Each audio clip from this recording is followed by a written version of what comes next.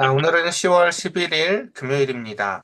열왕기하 22장 1절부터 20절까지 말씀, 낮은 곳으로 흐르는 은혜라는 제목으로 말씀 나누도록 하겠습니다. 자, 이제 우리가 오늘 배울 왕은 이제 요시야라는 왕에 대해서 살펴보게 될 것입니다.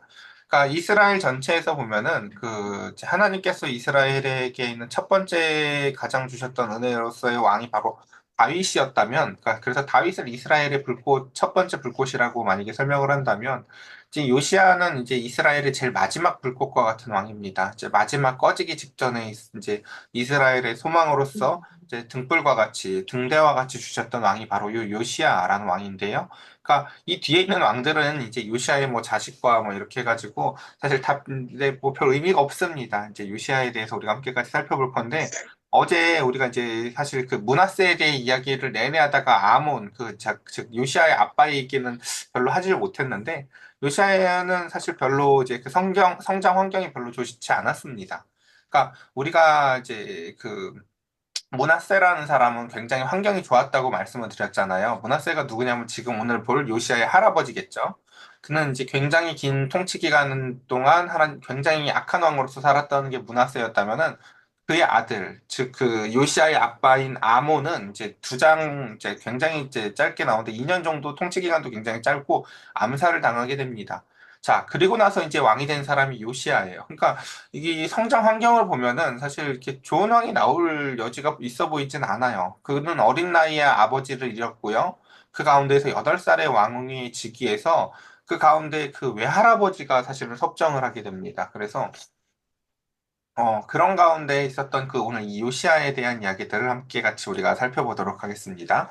자, 요시아가 왕위에 오를 때에 나이가 8세라 예루살렘에서 31년간 다스리니라. 그의 어머니의 이름은 여디디아요.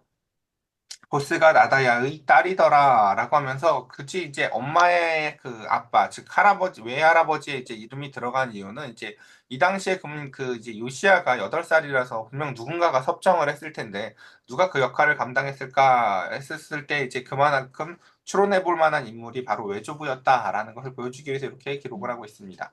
그다음 이제 그 어린 요시아가 어린 나이에 이제 그 아빠를 잃고 그 가운데서 섭정으로 왕이 돼서 2절 보면 요시아가 여호와 보시기에 근데 정직히 행하였고 그의 조상 다윗의 모든 길로 행했고 좌우로 치우치지 아니하였더라라고 평가받고 있습니다. 그러니까 우리의 삶 가운데서 여러분들 그 사람들의 그 묘지 같은 데 가보셨는지 잘 모르겠는데 그러게 여러분들 만약에 그 묘비명 같은 걸 새길 수 있으면 뭐라고 새기고 싶으세요? 묘비명에다가 뭐 했다고 남기고 싶으세요? 뭐 많이 사랑했다? 열심히 살았다? 성경은요, 이제 우리의 묘비명과 같은 하나님의 우리에 대한 평가가 굉장히 단순합니다. 그러니까 여러분들 여태까지 봐보셨겠지만, 그 왕들에 대한 하나님의 평가가요, 이제 인간의 관점에서 보면 묘비명 같은 거거든요. 네 삶은 그냥 이거였어. 이런 거예요. 근데 그 가운데 하나님의 그 평가는 굉장히 그러니까 우리가 최후의 심판대에 보면은 하나님을 심판자이자 이제 심판자로서 표현하는 이유 중에 하나가 뭐냐면은 하나님이 우리의 삶을 평가하시고 그것을 가지고 이제 우리가 그 가운데서 최후의 날에 하나님의 그 평가에 의해서 우리의 운명이 갈려지기 때문에 그런데 그 하나님께서는 지금 이 역대에 이르는 다양한 왕들에 대해서 평가하시는 기준이 굉장히 간단하죠.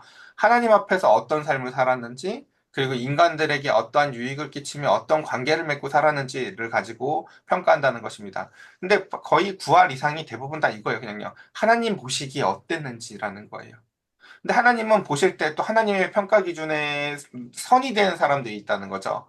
그가 다윗 같은 사람인지 아니면 여로보암이나 므낫세 같은 인간인지를 보신다는 거죠. 근데 저는 이 요시아에 대한 평가가 제일 부럽더라고요, 보면요. 요시아에 대한 평가가 다윗의 길을 걸어갔대요. 아, 그랬구나.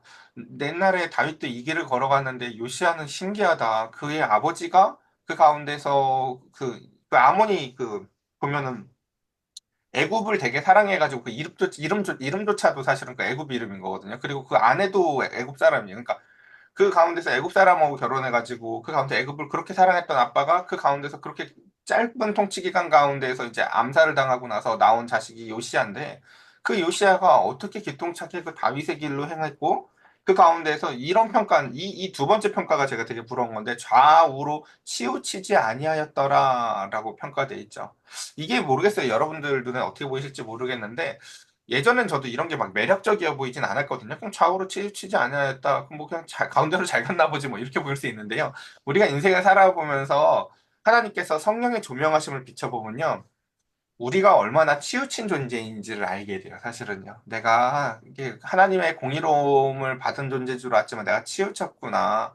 그쵸? 예를 들면 하나님께서 예를 들어서 요나에게 그 빛을 비춰주셔서 니느웨의 말씀을 선포하라고 할 때 요나 눈에는 그 니느웨라는 인간들이 얼마나 악한지 보이지만 하나 사실 그 말씀의 빛을 통해서 뭘 알게 돼요? 나도 되게 치우친 인간이구나. 하나님의 말씀을 내가 더 안 듣네. 이방 선원들보다도 더 안 듣네라는 것을 보게 되듯이 사실 우리도 다 치우친 인간들인데 요시아는 좌로나 우로나 치우치지 아니하고 그 가운데로서 길을 잘 걸어갔다라고 설명을 하고 있습니다. 그리고 그 다음에 요시아 왕 18째 해에 왕이 무슬람의 손자 아살리아의 아들 서기관 사반을 여호와의 성전에서 보내며 이르되 너는 대제사장 힐기야에게 올라가서 백성이 여호와의 성전에 드린 은 곧 문지킨 자가 수납한 은을 계산하여 여호와의 성전을 맡은 감독자의 손에 넘겨 그들이 여호와의 성전에 있는 작업자에게 주어 성전에 부서진 것을 수리하게 하되 곧 목수와 건축자와 미장이에게 주게 하고 또 제목과 다듬은 돌을 사서 그 성전을 수리하게 하라. 자, 지금 요시아가 이어받던 그 마치 이 왕위를 이어달리기로 만약에 따져본다면요. 이 앞에 있었던 두 주자, 자신의 아버지와 자신의 할아버지가요. 그 가운데서 성전을 얼마나 철저히 망쳤던 사람들인지 여러분 기억해 보시면 좋을 것 같아요. 그쵸? 그 할아버지가 어떻게 했습니까? 성경에 아는 우리가 모든 우상들은요, 그가 다 끌어들였던 것 같아요, 문하세가요. 그리고 1월 성신부터 해서 다 성전에다 혼합적으로 해놓고, 그가 망칠 수 있는 것들은 그 장기간, 그 50년이라는 긴 시간 동안 왕위를 통치하면서 그 영적인 모든 것들을 다 철저히 망쳐놨다고요. 그래서 성전이 이제 더 이상 성전으로서의 모습을 갖고 있지 않아요. 그리고 사람들은 더 이상 이제 그것에 대해서 잘 알지도 못해요. 그래서 오늘 보면 저 뒤에 보면요. 그 굉장히 황당한 얘기가 나오죠. 무슨 얘기가 나와요? 예배당에서 예, 그쵸. 율법책이 발견됐대요. 이 무슨 말인지 여러분 아시겠어요? 여러분 교회에서 성경책이 발견됐어요 하면서 오 놀라는 그 이상한 이런 교회가 있다고 생각을 해보세요. 그게 얼마나 이상하냐고요, 그렇죠? 그 정도로 사실은요 그 교회가 얼마나 예배당이 그 기능을 잃었던 건지를 알 수 있죠. 자, 어쨌든 요시아가 지금 물려받은 그 나라의 모습 그리고 그 왕궁의 모습이 그렇다고요. 근데 그 가운데서 요시아가 이런 게 참 놀라운 건데 하나님이 은혜를 주세요. 그러니까 은혜라는 것은요, 나로부터 난 것이 아니라 하나님의 마음이 우리가 이해할 수 없는 방식의 우리 택배 같은 거, 쿠팡 같은 거 주문하면 쿠팡은 쿠팡으로 오고 무슨 택배는 무슨 택배로 오죠. 은혜는요, 내가 알지 못하는 수단으로 내가 알지 시키지도 않은 어떠한 것이요, 그의 마음속에 내리비쳐서 그에게 전달되어지는 선물 같은 거예요. 근데 요시아에게요, 지금 무엇인지 모르겠지만 그런 은혜가 부어지자 요시아가 제일 먼저 생각한 게 뭐냐면요, 예배를 회복해야겠다라는 것이었어요. 여러분, 저와 여러분들의 삶 가운데 항상 계속해서 그 악순환이 벌어진다고 쳐보자고요. 예배도 개판이야, 삶도 개판이야, 그리고 사회생활이나 사람들과의 관계도 어려워하면요. 그 악순환의 고리를 끊는 제일 첫 번째 다시금 그 밑바탕이 되는 곳은 어디냐면요. 예배가 회복되는 것이에요. 예배가요. 그 모든 것을 다시 제로 베이스로 놓고 예배를 회복하는 것이에요. 요시아는요, 그렇게 철저히 망가진 그 나라의 왕으로서 그 가운데서 먼저 하나님의 은혜 가운데 제일 먼저 해고자 했던 것이 무엇이냐? 바로 성전을 수리하고 예배를 회복하는 것이었어요. 자, 그래서 오늘 첫 번째 이야기가 바로 이게 중요하고, 그래서 자, 7절. 그러나 그들에게 손에 맡긴 은을 회개하지 말지니 이는 그들이 진실하게 행함이니이다. 8절. 대제사장 힐기야가 서기관 사반에게 이르되 자, 내가 여호와의 성전에서 율법책을 발견하였노라. 여러분, 이게 진짜 중요한 거예요. 그러니까 율법책을 발견한 게 이게 오늘 본문에서 제일 중요한 사건이죠. 근데 이걸 어떻게 하다 발견하게 됐습니까, 여러분? 예배를 회복하다 발견하게 된다는 거예요. 그러니까 좀, 삶 좀 나아지면 그 교회에 갈게요. 이런 분들 있잖아요. 그쵸? 우리가 전도해보면은, 제가 지금 너무 사는 게 힘들고 바빠가지고, 좀 먹고 살만해지고, 제가 좀 이것 좀 지나가면 좀 교회 좀 갈게요 하는 분들은요, 예배 못 와요, 사실은. 왜 그런지 아세요? 삶의 그 모든 문제는요, 당신이 해결하고 교회로 오시는 게 아니라요, 하나님 앞에 나와서 먼저 예배가 회복되어져야 그 다음 삶이 회복되는 거예요. 지금 저와 제 눈에는요, 여러분들 화면이 보이는데, 여러분들 다 머리 위에 그, 보면 그 전등이 있거든요. 저게 예를 들면 빛을 비추잖아요. 그쵸? 근데 그 빛 가운데로 우리가 나아가면요, 놀랍게도 두 가지 일이 벌어지는데, 하나는 뭐냐면요, 그림자가 뚜렷이 비쳐요. 사실은요. 내 반대편에요. 근데 그때 내가 그 이제 고개를 좌우 도리도리 해가면서 마치 하나님의 은혜도 받다가 또 내 삶의 그림자도 받다가 하면서 그 나의 삶의 그림자를 해결하겠다고 그림자로 다시금 그 빛을 등지고 나아가면요. 그거 평생 해결 못해요. 놀랍게도요. 그 그림자를 해결하는 방법은 나의 삶의 그 어두움을 해결하는 방법은 뭔지 아십니까? 그 빛 가운데 더 나아가는 거예요. 그 빛 가운데서 더 말씀 앞에 더 엎드리는 거예요. 그리고 내 자아가 그 가운데서 철저히 깨어질 때요. 내 삶에 있어서 그 그림자가 어느 날부터 보이지 않게 돼요. 그것처럼 사실은 예배의 회복이 우리의 삶 가운데에서 다른 어느 것들보다도 중요하다는 것들을 꼭 기억하셨으면 좋겠습니다. 자, 그래서 예배를 회복하고자 했었던 그 히스기야의 마음 가운데 드디어 이제 성전에서 그 여호와의 율법책이 발견되었다. 아까 저 앞에서 이게 말씀드렸어요. 이게 상징하는 건 두 개예요. 이제 이야기하는 건 두 개인데 뭐 발견됐다는 것도 중요하지만 이 말 자체가 얼마나 이상한 건지를 보여주는 거예요. 야, 이 정도였어. 이 정도였어. 여러분 생각해 보세요. 우리 교회가 한 10년, 20년 어디 문 닫고 여기가 막 아이들 놀이터로 쓰이다가 어느 날 애들이 와가지고 야, 여기 봐봐 무슨 책이 있어. 한다고 쳐보세요. 교회가 아니었다는 얘기잖아요. 여기가요. 여기가 교회가 아니라는 얘기잖아요. 이제 무슨 얘기인지 아시겠죠? 그러니까 성전이 얼마나 개판이었는지를 알 수가 있는 거예요. 여기가 성전이 아니었던 거예요. 완전히요. 그래서 hilki야가 그 책을 사반에게 주니 사반이 읽으니라 라고 합니다. 여기도 또 중요한 이야기가 하나 더 있어요. 제발 제가 정말 너무 참 제가 요즘에 목회하면서 참 아쉬운 게 뭐냐면요. 여러분들과 제가 삶이 너무나 이제 멀기도 하고 그리고 시간이 참 적다는 거예요, 사실은요. 그러니까 주일날 좀 예배 드리고 좀 지그시 시간을 갖고 싶은데 오후 시간 되면 빨리 가야 된다는 그 재촉감. 뭐 나눌 수가 없어요. 자꾸 다들 이렇게 바쁘시니까. 그리고 주중에 오라고 하기도 참 힘들죠. 근데 사실 성경에 보면은 성경을 통해서 우리가 사실 하나님 앞에서 훈련해야 될 것들이 굉장히 많은데 그 중에 하나가 뭐냐면요. 여러분, 성경을 소리내서 읽는 거 훈련들을 좀 하셔야 돼요, 사실은요. 그러니까 여러분, 성경을 소리내서 읽는 게 얼마나 중요한지 몰라요. 왜냐면, 성경을 소리내서 읽을 때 내 속에서 내가 그 하나님의 말씀을 소리내서 읽는 내 말씀을 내가 다시 들음으로 말미암아 하나님 앞에서 내가 어떤 존재인지도 깨닫게 하고 그 말씀을 가지고 하나님이 일하시기가 훨씬 유능해요. 그래서 시편 1편에 보면요. 그쵸. 복 있는 사람은 여호와의 말씀을 주야로 소리내서 읽는 사람이에요. 그 표현이요. 예, 소리내서 읽는 사람이라고요, 사실은요. 하나님의 말씀을요, 그냥 들은 거랑은 달라요. 듣고 생각하는 거랑요, 내가 말해서 내가 소리를 내서 읽는 거랑은 좀 달라요. 어쨌든, 그것이 참 중요한데, 여기서 보면 hilki야가 그 책을 사반에게 주니 사반이요, 그것을 소리내어서 읽습니다. 그리고 그 가운데, 그러니까 즉, 여기에 보면 이렇게 되어 있죠. 성도가 성경 한 장을 읽지 않은 먼지 쌓인 신앙 같은 게 바로 오늘 본문의 배경이에요. 그러니까 근데 이런 사람들 진짜 많아요. 우리야 뭐 강제로 매일매일 큐티를 하니까 여러분들이 성경을 안 읽기가 쉽지 않지만, 이제 억지로 해도 뭐 어떻게 하시겠지만, 사실 그냥 만약에 주일날 예배만 드리면요. 뭐 1년이고 2년이고 그냥 가서 앉아만 있고 자기 성경책 한번 안 펴보고 그 가운데 성경 한번 진지하게 말씀에다가 인생 한번 안 물어본 사람들도요. 사실 허다할지만, 허다할 거예요. 그것처럼 오늘 본문의 배경은 성도가 성경 한 장을 읽지 않은 가득 먼지 쌓인 신앙과 같은 사람이 이젠 예배를 회복해야지 하고 그 가운데서 예배의 회복 가운데서 말씀이 발견되어지는 놀라운 일이 벌어지는 것입니다. 자, 그때 보겠습니다. 9절. 그래서 서기관 사반이 왕에게 돌아가서 보고하고 이르되 왕의 신복들이 성전에서 찾아낸 돈을 쏟아서 여호와의 성전에 맡은 감독자들의 손에 맡겼나이다. 또 서기관 사반이 왕에게 말하여 이르되 제사장 힐기야가 내게 책을 주더이다 하고 사반이 왕의 앞에서 읽음에 왕이 율법책에 말을 듣자 곧 그의 옷을 찢으니라. 여기에 훨씬 더 많은 설명을 할 수 있을 것 같은데 본문은 큰 설명을 하지 않아요. 자, 여기서 보면 이제 그 하나님의 말씀을 그가 읽었을 때 그가 어떻게 했다고 얘기를 해요? 그의 옷을 찢었다, 가슴을 찢었다, 마음을 찢었다라고 설명을 합니다. 저는 맨날 말씀을 읽어도 그런 일은 잘 벌어지지 않던데요. 여러분 이유가 있습니다. 예, 여러분 그 가장 큰 물이 어디 있죠? 바다라는 장소에 있어요. 여러분, 바다라는 장소가 어떤 곳인지 아십니까? 육지보다 낮은 곳이고 가장 낮은 곳이에요.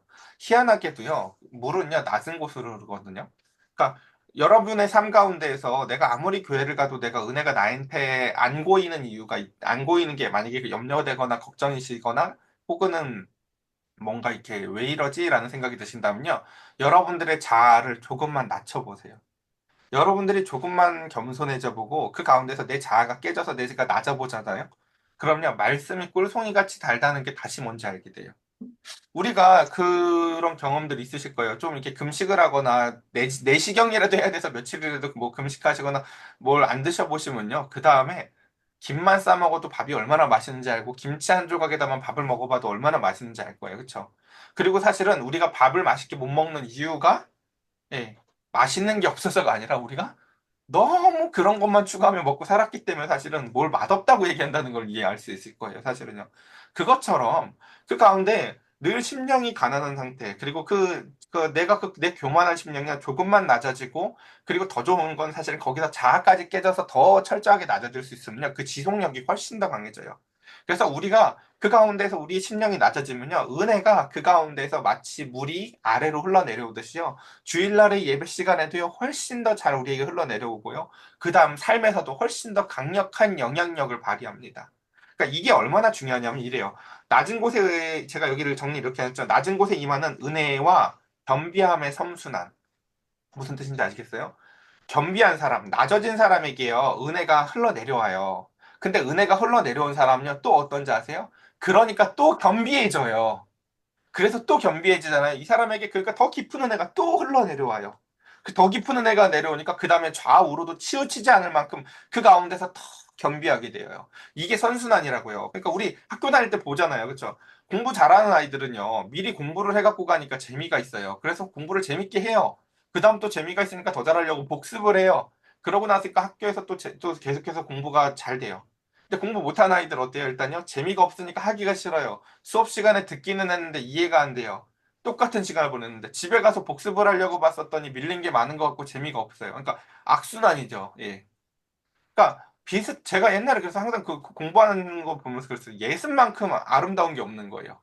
예습이라는 마치 삶의 악순환의 고리를 끊는 게 예배라면요. 공부의 악순환을 끊는 고리가 예습이거든요. 예습을 하면요. 일단 재밌어져서 그다음부터 선순환의 구조로 바뀌는데 그것처럼 그 가운데 이 모든 구조의 핵심은요, 결국은 겸비해지는 것이에요. 겸비해지는.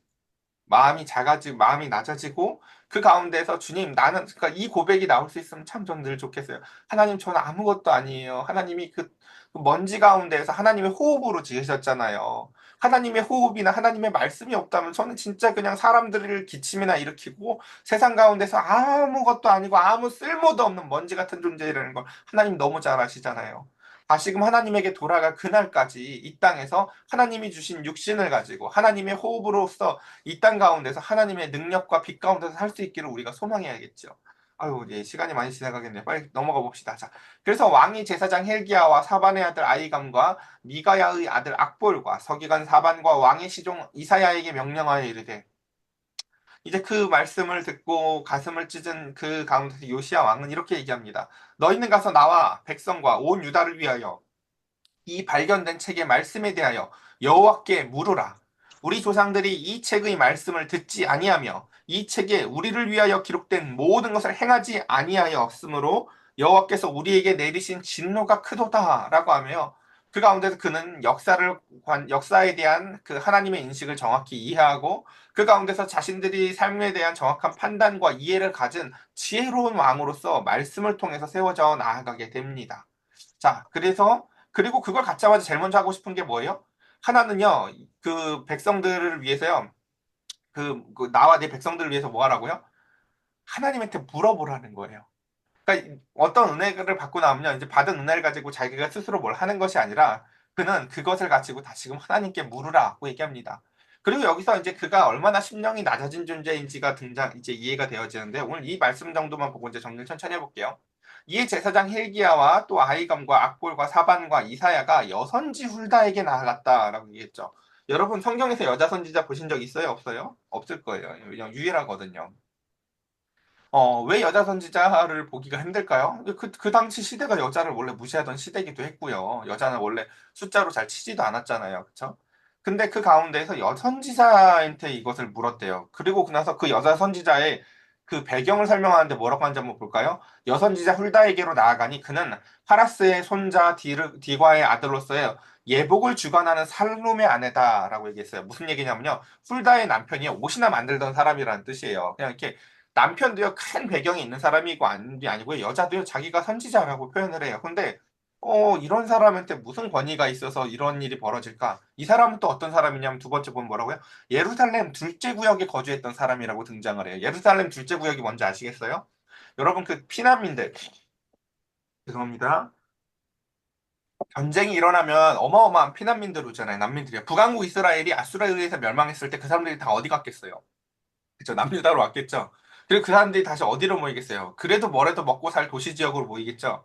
그들이 모여서 살았던 섹터를 이뤄서 이제 살던 지역이 예루살렘에 있었는데 지금 이 그 살롬의 그 이제 살롬의 아내라는 그 훌다 여선지자가 어디에서 살았다고요? 보면요. 예루살렘의 둘째 구역에 살았던 사람이다라고 얘기를 해요. 그러니까 지금 이 사람의 출신이 어딜 수 있는 거예요? 북왕국 이스라엘 선지자일 수 있는 거예요, 이 사람이요. 그러니까 지금 이게 지금 이야기하는 게 뭐냐면요. 심령이 낮아지고 가난해진 그 요시야가 하나님의 말씀 가운데서 좌로나 우로나 치우치지 않게 된 그 사람의 눈에만 보이는 사람이 눈에만 있는 거죠. 그러니까 좌로나 우로나 치우치면요. 어떤 사람들이 안 보여요? 사회의 관념으로 인해서 야, 여자는 아니지. 야, 망한 북왕국 이스라엘 선지자한테 뭘 물어봐. 라고 하면서요. 그 절대 보이지 않아야 될 사람들이에요, 원래요. 이게요. 근데 그가 심령이 나눠지고 그 가운데서 좌로나 치우치지 않는 그 은혜의 선순환이 이루어지니까요. 야, 하나님의 뜻을 물어봐라. 근데 그 뜻을 물어볼 사람으로 찾는 사람이 누구예요? 이미 망해버린 북왕국 이스라엘에 남자도 아니고 아무도 선지자 취급을 해주지 않는 여자 선지자가 눈에 들어온다는 거예요. 그래서 그들에게 더불어 만났을 그러니까 참 이 은혜라는 것이, 그쵸, 원래부터 있었겠죠. 훌다가 원래 없었어요. 있었잖아요. 그쵸. 근데 은혜는요, 원래 있던 하나님의 은혜를 발견하게 해줘요. 그래서요. 야, 이미 하나님 우리한테 주셨었네 하고요. 막, 이렇게 좋은 게 있었었네. 여러분 그런 적 있는지 모르겠어요. 입을 옷이 없어, 입을 옷이 없어 했는데, 어느 날 옷장 열어봤는데, 옛날엔 안 맞았는데, 지금 나한테 딱 맞고, 요즘에 유행이 딱 맞아. 이런 일 잘 없겠지만, 그냥 제 예를 들어보는 거예요. 그러면서, 어머, 야, 이거 입으니까 지금 너무 좋다. 이거 옛날에 누가 줬는데, 내가 걔랑 사이가 안 좋아지고, 쳐다보지도 않았던 옷인데, 혹시나 해가지고, 심령이 가난해져서 옷장을 열어봤는데, 이 옷이 지금 입으니까 나한테 너무 어울려서 너무 마음에 드는 옷이 있다고 쳐보자고요. 그런 것처럼요, 하나님의 은혜는요, 사실은요, 우리 곁에 늘 있었던 건데, 우리가 절대 낮아지지 않고, 우리가 절대 주지 않던 곳에요, 하나님은요, 그 은혜들을 감추어 두셨던, 감춘 것도 아니죠. 우리가 사실은 배제했던 거죠. 그러면서 이제 15절 보겠습니다. 그래서 훌다가 그들에게 이르되 이스라엘 하나님 여호와의 말씀이 너희는 너희를 내게 보낸 사람에게 말하기를 여호와의 말씀이 내가 이곳과 그 주민에게 재앙을 내리되 곧 유다 왕이 읽은 책의 모든 말대로 하리니 이는 이 백성이 나를 버리고 다른 신에게 분향하며 그들의 손에 모든 행위로 나를 경노하게 하였음이라. 그러므로 내가 이곳을 향하여 내린 진노가 꺼지지 아니하리라 하라. 그래서 하나님은요, 그 여선지자 훌다를 통해서 이렇게 설명해요. 뭐라고 해요? 나 그래도 너희 심판할 거야. 안 변해. 일단 그것에 대해서 설명을 하세요. 그리고 왜 안 변하는지도, 왜 너희가 심판받아야 되는지에 대해서 먼저 설명을 합니다. 그러니까, 근데 여러분, 이제 중요한 건 이거죠. 여기를 통과하기가 참 힘들어요. 그럼 은혜를 받아가지고, 낮아져가지고, 하나님한테 뜻을 물어봤는데, 그 결과물이 뭐라고요? 망할 거라는 거면, 이 짓을 왜 해야 돼? 라는 생각이 드는 거죠. 이게 중요한 거예요. 지금 이 책을 받아본 사람들이 누군지 여러분 기억하시죠? 바벨론에 포로로 잡혀가서 우리가 왜 이렇게 됐지라고 했던 사람이잖아요. 여러분, 이 우리가 왜 이렇게 됐지 하는 이 사람들이 지금 이 말씀을 읽으면서요. 가장 중요하게 이제 이해되어진 인물이 누구냐면요. 하나가 바로 이 요시아예요. 아, 우리가 어떻게 해야 될지 요시아를 보면 좀 감이 와요. 아, 저거구나라는. 그러니까 이들이 나중에 보면요. 예배의 환장이에요. 그리고 두 번째는 뭐냐면요. 두 번째는 이제 예레미야, 말씀이에요, 말씀. 사실 예레미야가 전해주는 말씀인데, 근데 이제 여기를 통과하기가 힘들어요. 하나님이 뭐라고 얘기하는 거냐면, 야, 그래도 망해야 돼. 그래도 맞을 건 맞아야 돼. 이가 썩었어요. 아빠, 나 이제 다시는 안 먹을게. 그래도 치과는 가야 돼. 예요. 예. 근데 그거죠. 근데 그러니까 여기를 통과하기가 모든 사람들이 다 힘들었는데, 여러분, 바벨론의 포로로 잡혀가는 게 우리 안에는요, 악이라는 생각이 드는 거예요. 바벨론의 포로로 잡혀가는 건 잘못됐다고 생각이 드는 거예요. 하나님, 그거는 하나님의 선이 아니잖아요. 라는 생각이 드는 거죠. 근데 하나님은요, 얼마든지 토기장애로서 우리를 다시금 애굽에서 꺼냈듯이 바벨론에서 다시 꺼낼 수 있으세요. 너희의 상태가 바벨론에 들어가서 다 부서져도 괜찮아. 지금보다 더 낮아져도 괜찮아. 내가 다시금 너희를 꺼내서 그 가운데서 남은 자들을 가지고 쓸 거야. 야, 볼래? 너 요시아라는 애가 있는데 얘는 아빠가 2년 만에 암살을 당했고 할아버지는 우상 공장장이었어. 근데 거기서 나온 애가 그 가운데에서 예배를 회복하고 그 가운데서 말씀을 발견해서 그것을 가지고 가슴을 찢고 그 가운데서 하나님을 알기를 역대 그 어느 왕보다도 깊이 알아서 좌로나 우로나 치우치지 않는 왕으로서 살았어. 그 아빠가 암살당한 게 여러분 좋은 일이었어요? 그 할아버지가 우상의 공장장인 게 좋은 일이었어요? 거기서도 하나님이 요시아 같은 왕을 만들어냈는데 하나님이 우리를 바벨론에다가 우리를 포로로 넘기신다 한들 그것이 과연 끝이겠니? 라는 것을요 우리로 말미암아 추론해 볼 수 있게 만드는 것이에요. 그러니까 저와 여러분들의 삶 가운데는요 절대 망하면 안 돼가 아니에요. 하나님만 잃어버리지 않으면 다 괜찮아요. 우리 삶은요 하나님만 잃어버리지 않으면 다 괜찮아요. 그래서 하나님의 은혜 가운데 있으면요, 사실은요, 그래서 망한 게 아니라는 거예요. 요셉이 그 가운데서 억울한 누명을 쓰고 잡혀가고 끌려가고 그 가운데서 감옥에 갇혀도요, 망했지만 망한 게 아니라고 얘기해요. 계속 형통해라는 하나님의 평가가 있죠. 저와 여러분들의 삶 가운데서도요, 두려움이 없으셨으면 좋겠어요.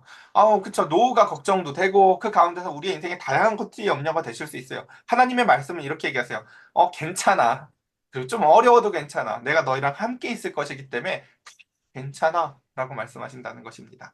자, 너희를 보내. 그래서 여호와께서 묻게, 33분 지나갔네. 네. 말씀을 정리해 보겠습니다. 19절만 읽고 마칠게요.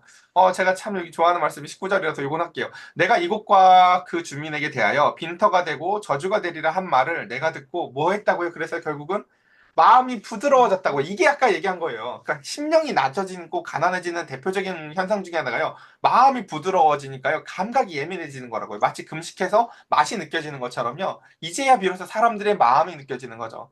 전에는 아이들 투정으로 들렸는데 이제는 아이들의 눈물로 느껴지고 아이들의 고통으로 느껴지고 그 가운데서 그 마음의 부드러워짐으로 인해서 하나님의 말씀도 이제는 마음이 딱딱해서 저게 뭔 상관이야가 아니라 하나님의 고통이 느껴지고 하나님이 그래서 그 마음이 부드러워진 사람이 제일 먼저 하고 싶은 게 뭐예요? 하나님의 한숨 소리가 들려요. 그래서 누가 우리를 위하여 갈까라고 하셨을 때 손을 들고 주님 제가 갈게요 라고 할 수 있는 상태가 바로 심령이 부드러워지는 것입니다. 그래서 여호와 앞에 곧 내 앞에서 겸비하여 옷을 찢고 통곡하였으므로 나도 내 말을 들었노라 라고 하면서 하나님은요 그 요시아 때문에 하나님의 전체적인 플랜을 바꾸진 않지만 요시아의 삶 가운데서 충만히 임재하셔서 그 은혜 가운데에서 은혜를 드러내실 것을 하나님께서는 그에게 말씀해 주십니다. 이제 내일 본문인 23장 이야기를 뭐 또 따로 하긴 하겠지만 오늘 이제 여기서 함께 같이 말씀을 정리하면서 이렇게 꼭 고민해 봤으면 좋겠습니다. 첫 번째 하나님, 우리는 예배를 회복하는 자들이 되길 원합니다. 저와 우리 사랑하는 자녀들과 청년들이 먼저 예배가 회복되어지게 하시고, 그 가운데서 말씀이 발견되어지게 하시고, 그 가운데서 심령이 낮아져서, 그 낮아진 심령의 은혜가 임해서, 그 은혜가 임해서 다시 더 심령이 낮아져서, 우리가 참으로 예수 그리스도 안에서 이 땅에 마국간으로 내려오신 가장 낮은 곳으로 임하신 하나님의 은혜가 임하게 해달라고 우리 이 시간 함께 같이 기도해 봅시다.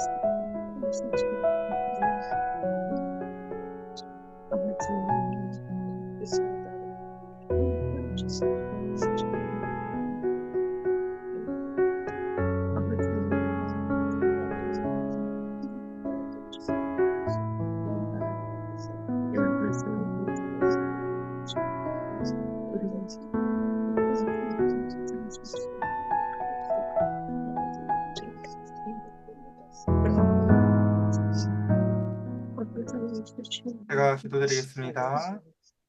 하나님, 예배당이 회파되어지고 더 이상 그 예배의 흔적도 찾아보기 힘들 만큼 철저히 우상으로 긴 시간 동안 망가진 그 나라 위에 하나님께서는 그 우상 숭배에 가득 빠져 있었던 그 아버지로부터 나온 한 왕인 요시야를 통해서 먼저 예배를 회복하게 하셨습니다.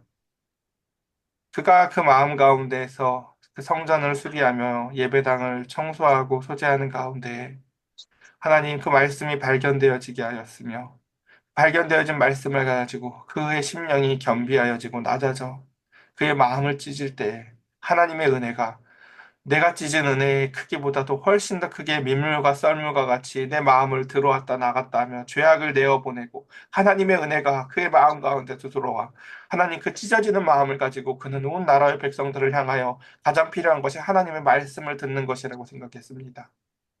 요시아는 그 가운데 그래서 그 북왕국 이스라엘의 여자 선지자 hul다를 통하여 그 말씀을 다시금 확인합니다. 하나님, 하나님은 우리에게 이미 은혜를 주셨습니다. 우리가 교만하여 우리가 낮아지지 않아요. 그 은혜가 우리의 마음속에 흘러들어오지 못했던 것을 하나님 깨닫게 하여 주시다. 주여 이 시간 환경을 바꾸려고 그림자를 변화시켜 보겠다고 그 가운데서 우리가 일하는 존재들이 아니라 빛 가운데 나아가게 하시며 하나님의 은혜 가운데에서 이미 주신 은혜들을 발견하는 귀한 하루가 될 수 있도록 성령님 은혜를 우리의 마음 가운데서 못 박아 주시옵소서. 우리 주 예수 그리스도의 이름으로 기도드렸사옵나이다. 아멘.